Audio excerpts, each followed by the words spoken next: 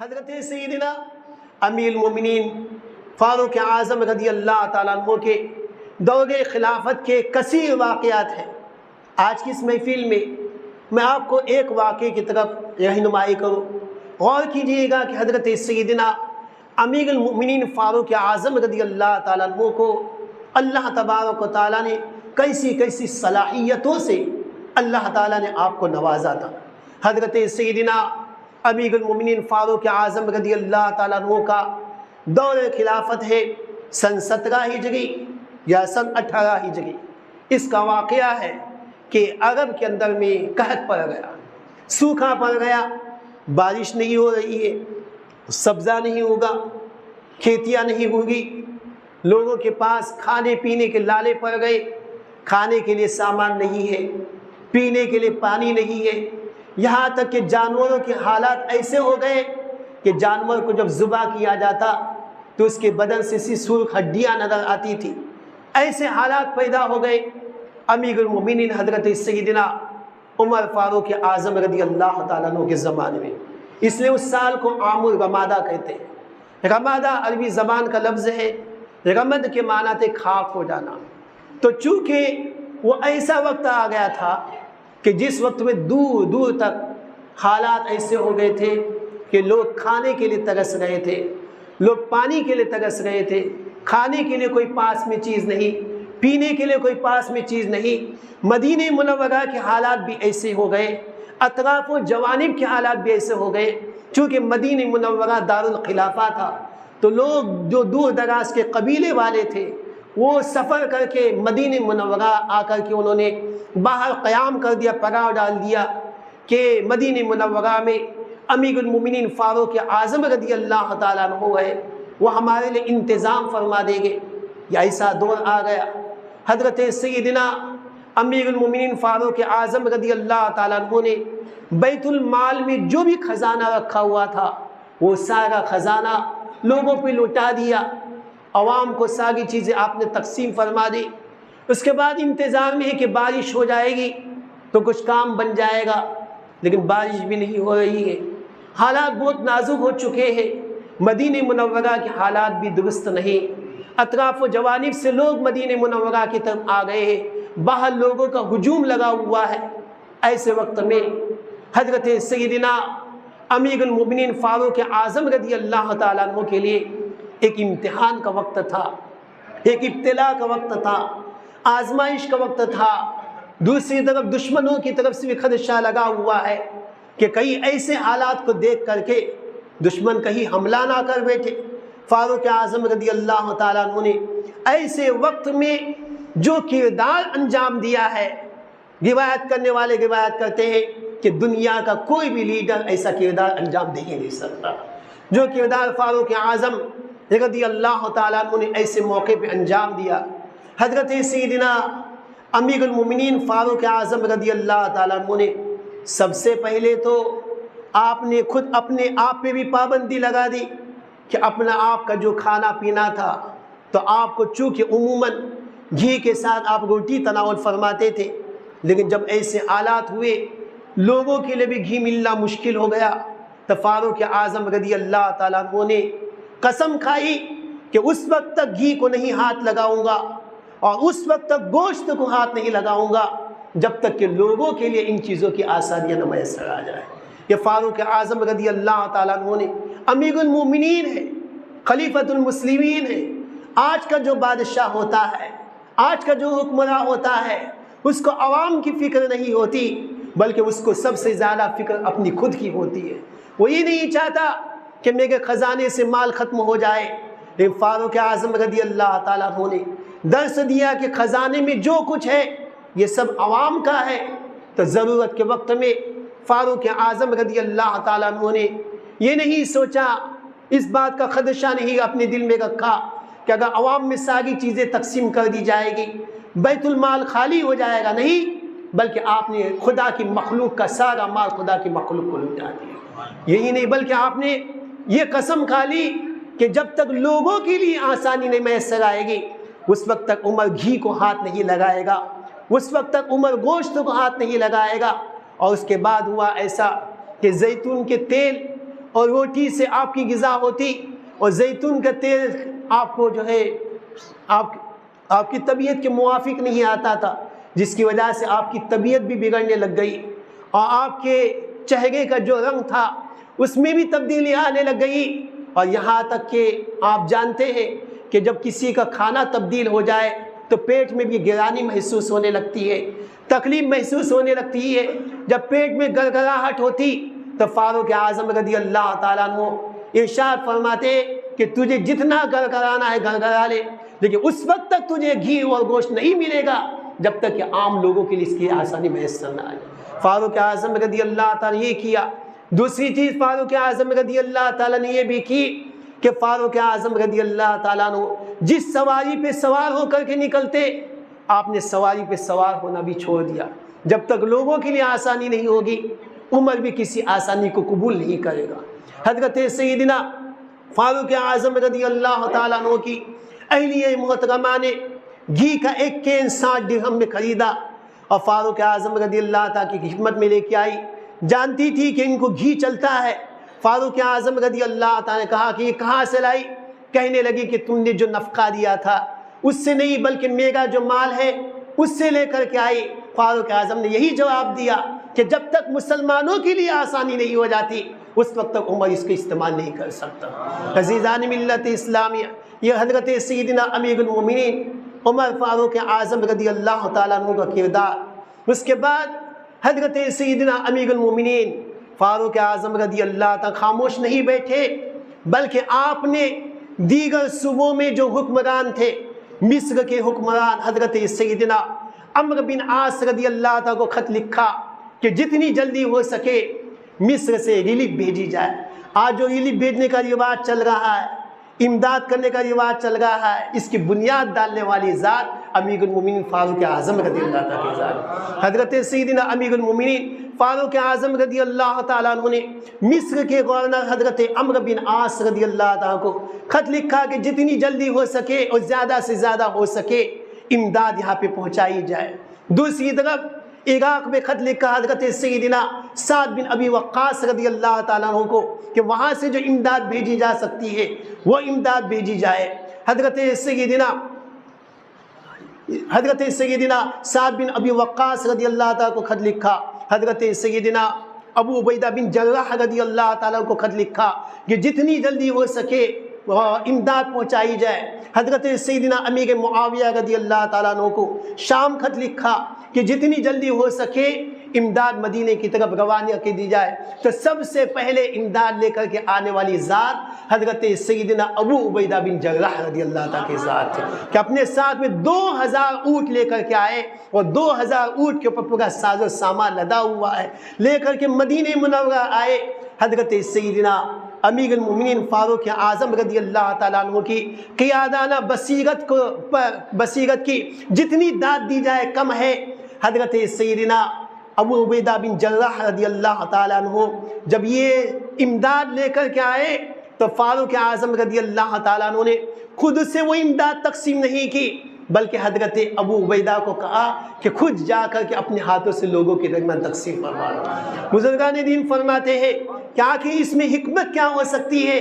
کہتے ہیں اس میں حکمت تو یہ ہے کہ حضرت ابو عبیدہ بن جراح رضی اللہ تعالیٰ جب دور دراز سے ریلیف لے کر کے آئے ہیں، امداد لے کر کے آئے ہیں، تو ان کا جو جذبہ مسلمانوں کی امداد کا ہوگا، غریبوں میں اور لوگوں کے درمیان تقسیم کرنے کا جو جذبہ ان کے دل میں ہوگا، ویسا جذبہ کسی اور کے دل میں نہیں ہوگا۔ اس لیے آپ نے حضرت ابو عبیدہ بن جراح رضی اللہ تعالیٰ عنہ کو اس کے لیے متعین کیا، اور یہ بھی مقصد تھا کہ حضرت ابو عبیدہ بن جراح رضی اللہ تعالیٰ جب تقسیم کرنے کے لیے نکلے گے تو اپنی آنکھوں سے منظر دیکھیں گے تو دل میں بات آئے گی کہ اور زیادہ ان کے لیے امداد پہنچانی چاہیے۔ یہ حضرت سیدنا امیر المومنین فاروق اعظم رضی اللہ تعالیٰ کا کردار۔ پھر تقسیم بھی کیسے کیا گیا؟ تقسیم ایسے ہی کیا گیا کہ ایک ایک اونٹ ماں ساز و سامان کے دے دیا گیا کہ سامان استعمال کرو، اونٹ ذبح کرو۔ فاروق اعظم رضی اللہ تعالیٰ کا حکم یہ ہوا کہ کوئی بھی اونٹ کو باقی نہیں رکھے گا، حکم ہوا کہ اونٹ کو ذبح کرے، اس کے گوشت کو استعمال کرے اور اس کو چربی کو سالن کے طور پر استعمال کرے۔ یہ فاروق اعظم رضی اللہ تعالیٰ کا یہ طریقہ کا۔ دوسری چیز فاروق اعظم رضی اللہ تعالیٰ عنہ کی قائدانہ جو کردار ہے یہاں پر کہ فاروق اعظم رضی اللہ تعالیٰ جب امداد آتی تو چونکہ جیسے کہ بتایا کہ دیگر قبیلے کے لوگ الگ الگ علاقوں سے مدینہ منورہ کے باہر آ کر کے پڑاؤ ڈالے ہوئے تھے. اب اگر یہی سلسلہ اسی طرح چلتا رہتا تو نہ جانے مدینہ منورہ کے باہر کتنا زیادہ ہجوم لگ جاتا. اس لیے فاروق اعظم رضی اللہ تعالیٰ عنہ نے ایک طریقہ یہ اختیار کیا کہ عراق سے جو امداد آ رہی تھی تو اس کے راستے میں جتنے قبیلے والے تھے آپ نے اس پہ لوگوں کو متعین کیا کہ امداد مدینہ منورہ آنے سے پہلے وہاں کے قبیلے والوں کے درمیان تقسیم کر دی جائے. شام سے جو آنے والی تھی کہا کہ وہاں کے علاقے والوں میں تقسیم کر دی جائے. فلاں جگہ سے جو آنے والی تھی وہاں کے علاقے والوں میں تقسیم کر دی جائے. بزرگان دین فرماتے لکھنے والے لکھتے ہیں کہ فاروق اعظم رضی اللہ تعالیٰ عنہ کی قائدانہ بصیرت کی سب سے اہم مثال ہے کہ فاروق اعظم رضی اللہ تعالیٰ عنہ نے اس کے ذریعے سے تمام قبیلے والوں کو اطمینان دلایا کہ تم مدینہ آؤ یا نہ آؤ امیر المومنین تمہارا خیال ضرور رکھیں گے، تمہارا خیال ضرور رکھیں گے. اور اس کے بعد میں فاروق اعظم رضی اللہ تعالیٰ مدینہ منورہ میں جو امداد آ رہی تھی تو فاروق اعظم رضی اللہ تعالیٰ نے اس کے لیے طریقہ کیا اختیار کیا کہ بہت سے ایسے لوگ تھے جو کھانا پکانا جانتے ہی نہیں تھے، وہ سے ضعیف تھے، کمزور تھے. تو فاروق اعظم رضی اللہ تعالیٰ عنہ نے اعلان کر دیا کہ آج سے لنگر بنا جائے گا، لنگر پکایا جائے گا. لنگر پکایا جا رہا ہے فاروق اعظم رضی اللہ تعالیٰ کے یہاں پہ. اب لنگر میں پکنے کے بعد میں اعلان ہو رہا ہے کہ جو کھانا چاہتا ہے یہاں پہ آ کے کھا لے اور جو لے کر کے جانا چاہتا ہے اپنے ساتھ میں گھر والوں کے لیے لے کر، جو کھانا چاہتا ہے وہ کھائے بھی اور جو ساتھ میں لے کر کے جانا چاہتا ہے اپنے گھر والوں کے لیے لے کر کے بھی جائے. تو فاروق اعظم رضی اللہ تعالیٰ حکم دیا کہ گنتی کی جائے کہ کتنے لوگ ہیں. تو اس دسترخوان پہ اس زمانے میں کھانے والوں کی تعداد 7,000 تھی اور جتنے لوگوں تک پہنچایا گیا ان کی تعداد 40,000 کی ان کی تعداد 40,000 کے تک. اس کے بعد میں فاروق اعظم رضی اللہ تعالیٰ اور لوگوں کا ہجوم لگنے لگا. اس کے بعد میں جب گنتی کی گئی تو دسترخوان پہ کھانے والوں کی تعداد 10,000 اور جن کے گھروں تک پہنچ رہا تھا ان کی تعداد 50,000. اور یہ سلسلہ صرف ایک دن نہیں چلتا رہا، لگاتار 9 مہینے تک یہ سلسلہ چلتا رہا. یہ فاروق اعظم رضی اللہ تعالیٰ نے یہ سلسلہ انجام دیا. کھانا پکاتے تھے، لوگوں کے گھروں تک پہنچاتے، جو یہاں تک نہیں آ سکتے تھے فاروق اعظم رضی اللہ تعالیٰ اپنی پیٹھ پر رکھ کر کے خود سے لے جا کر کے پہنچایا کرتے. قبیلے والوں کے اندر آج راشن کا جو نظام ہے یہ فاروق اعظم رضی اللہ تعالیٰ کی دین ہے. اسی موقع پہ فاروق اعظم رضی اللہ تعالیٰ نے قبیلے والوں کے لیے راشن کا سلسلہ شروع کیا کہ ایک مہینے کا راشن ان کے یہاں پہنچا دیا، ان کے یہاں پہنچا دیا، ان کے یہاں پہنچا دیا. اور جب امداد آنے لگی تو اس کا انجام کیا ہوا؟ حضرت عمرو بن عاص رضی اللہ تعالیٰ عنہ نے دریا کے راستے سے بھی امداد بھیجی، خشکی کے راستے سے بھی امداد بھیجی. وہاں سے مصر سے مدینہ منورہ تک ایک نہر نکالی گئی. مصر سے مدینہ منورہ تک نہر پہلے سے بھی اس نہر کو صاف کیا گیا، پانی وہاں پہ جاری کیا گیا، کشتیاں چلائی گئی تاکہ مدینہ منورہ تک امداد پہنچائے. یہی نہیں بلکہ آپ نے خشکی کے راستے سے جو آپ نے امداد بھیجی، سیدنا اعلیٰ حضرت رضی اللہ تعالیٰ عنہ نے بھی الامن والعلا میں اس کو لکھا ہے کہ جو امداد حضرت عمرو بن عاص رضی اللہ تعالیٰ نے بھیجی تو اس کا عالم کیا تھا کہ اس کا پہلا اونٹ یعنی سب سے آگے والا اونٹ مدینے میں تھا اور سب سے پیچھے والا اونٹ جو مصر کے سرزمین میں تھا. یعنی پوری قطار لگی ہوئی ہے مصر سے مدینہ منورہ تک، اونٹوں کی قطار لگی ہوئی ہے، سب اونٹوں کے اوپر ساز و سامان ہے.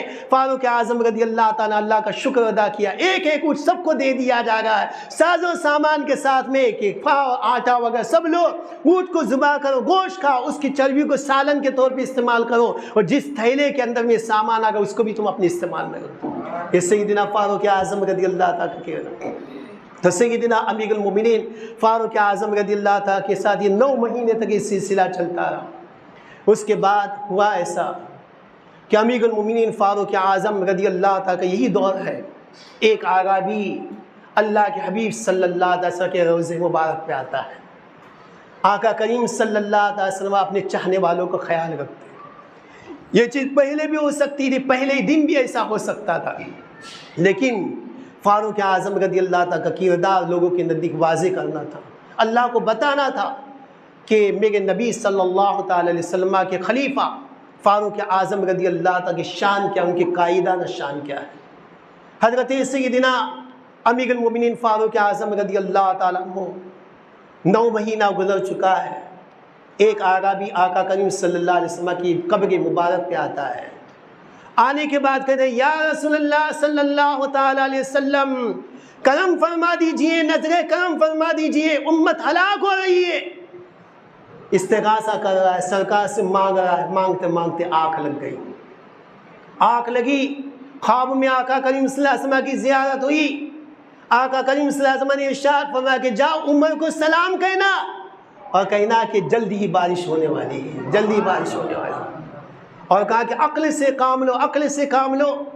فاروق اعظم رضی اللہ تعالیٰ عنہ جب یہ پیغام پہنچا تو آپ نے سوچا کہ آخر آقا کریم صلی اللہ تعالی وسلم اس میں کس بات کی طرف رہنمائی کرنا چاہتے کہ اے عمر عقل سے کام لو۔ تو ذہن میں آیا کہ آقا کریم صلی اللہ تعالی علیہ وسلم نے بارش کو حاصل کرنے کے لیے نماز استسقاء کی تعلیم فرمائی ہے، اسلام نے اس بات کی تلقین کی ہے۔ فاروق اعظم رضی اللہ تعالیٰ نے بھی اس موقع پہ لوگوں کو جو خطاب کیا، جو لوگوں کو وعظ کیا، تو اس میں کہا کہ اے لوگوں اپنے اعمال کا جائزہ لو، سوچو کہ آخر ہم سے کون سی غلطی ہوئی ہے، آج کے آخر ہم سے کیا معاملہ ہوا ہے جس کی بنیاد پہ رحمت الہی کا نزول نہیں ہو رہا، بارش نازل نہیں ہو رہی۔ اپنے اعمال کا جائزہ لینے کا حکم دیا۔ فاروق اعظم رضی اللہ عنہ نے فرمایا کثرت سے توبہ و استغفار کرو، کہ جب بندہ کثرت سے توبہ و استغفار کرتا ہے اللہ کی رحمت بندوں کی طرف متوجہ ہو جاتی ہے۔ جب بندہ کثرت سے توبہ استغفار کرتا ہے تو اللہ کی رحمت بندوں کی طرف متوجہ ہو جاتی ہے۔ تو فاروق اعظم رضی اللہ تعالیٰ عنہ نے کثرت استغفار، کثرت توبہ کا حکم دیا۔ اس کے بعد فاروق اعظم رضی اللہ تعالیٰ آقا کریم صلی اللہ علیہ وسلم کی رہنمائی کے مطابق اپنے ساتھ صحابہ کو لے کر کے چلے، لوگوں کو لے کر چلے، سب کو لے کر کے جا رہے ہیں، اور خاص طور پہ ایک ذات کو اپنے ساتھ میں لے کر کے جا رہے ہیں۔ وہ ذات کون ہے؟ آقا کریم صلی اللہ علیہ وسلم کے چچا حضرت سیدنا عباس رضی اللہ تعالیٰ کے ساتھ میں لے گئے۔ حضرت سیدنا عباس رضی اللہ تعالیٰ کو لے کے گئے۔ فاروق اعظم رضی اللہ تعالیٰ عنہ نے 2 رکعت نماز پڑھائی، نماز استسقاء، خطبہ دیا، اس کے بعد خدا کی بارگاہ میں دعا کی۔ تو روایت میں کہ حضرت عباس رضی اللہ تعالیٰ کا ہاتھ پکڑا، آسمان کی طرف اٹھایا اور کہا کہ اے رب تبارک و تعالیٰ، نبی جب ظاہر حیات میں ہمارے درمیان موجود تھے ان کے وسیلے سے دعا مانگتے تھے تو عطا کرتا تھا، اور آج ہم نبی کے چچا کو تیری بارگاہ میں لے کر کے آئے، ان کے وسیلے سے دعا کرتے بارش نازل فرما۔ دعا کرنا تھا، آسمان سے بارش ہونے لگی، دعا کرنا تھا، آسمان سے بارش ہو گئی۔ روایت میں ہے گئے تھے تو بادل کا نام و نشان نہیں تھا، اب دعا ہو رہی ہے تو بادل کا ٹکڑا یہاں سے بھی آ رہا ہے، وہاں سے بھی آ رہا ہے، اور اس کے بعد بادل گرجنے لگتے ہیں، تیز بارش ہوتی ہے۔ صحابہ فرماتے ہیں کہ گئے تھے تو بارش کا نام و نشان نہیں تھا، واپس آ رہے تو یہاں نالے میں پانی بھرا ہوا، یہاں ندی بھری ہوئی ہے، اور ہم جب آ گئے تو اپنے پائچے کو اٹھا کر کے آ رہے، کوئی دیوار کا سہارا لے کر کے آ رہے۔